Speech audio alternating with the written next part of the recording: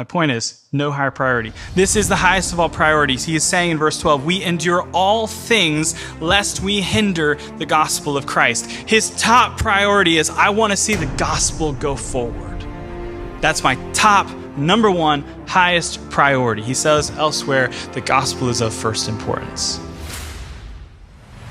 So I'd ask you today, where is this spirit today? Where is this mindset today? That we endure all things lest we hinder the gospel of Christ.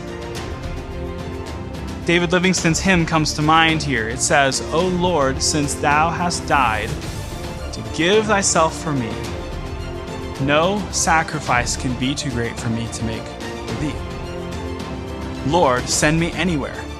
Only go with me. Lay any burden on me. Only sustain me. Sever any tie, save the tie that binds me to thy heart. Lord Jesus, my King, I consecrate my life, Lord, to thee. Where is that spirit today? Where is that type of preaching today?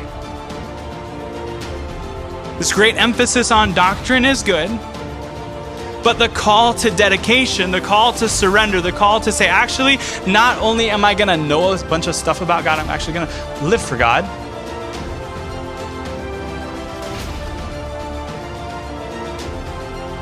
Today, there are popular, supposed Reformed Baptist podcasters who are attempting to make a movement to popularize the insane notion that Christians should only live in red states and are under some sort of divine imperative to flee blue states, to flee secular and hostile cities, to retreat to small towns in Texas. I'm glad we have a visitor from Texas with us today.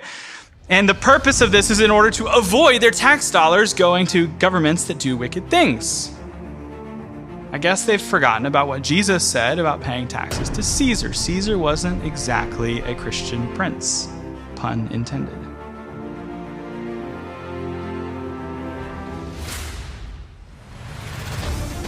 So when I say, where is the Spirit today? What I'm observing is something more like this. Lord, I will live anywhere you want me to live. Lord, send me anywhere and preach the gospel. I will preach the gospel anywhere you want me to preach, as long as there's a Republican mayor.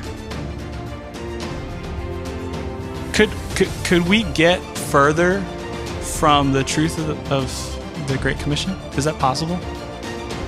I'm not sure it is. This is a doctrine of demons. Or, as I put in my notes, are you kidding me?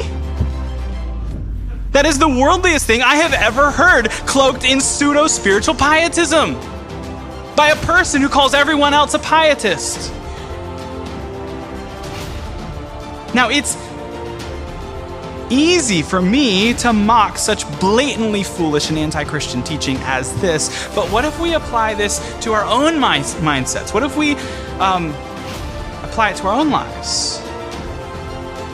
Now, please note, I hesitate to go into what I'm about to go into because while previous generations went to church expecting the preacher to convict them, and they have told me this, they're seeking out such preaching. They're looking for a pastor who will step on their toes and call them out. Our modern generation is more comfortable calling the pastor and rebuking him for calling someone or something out in his sermon. So I am hesitant.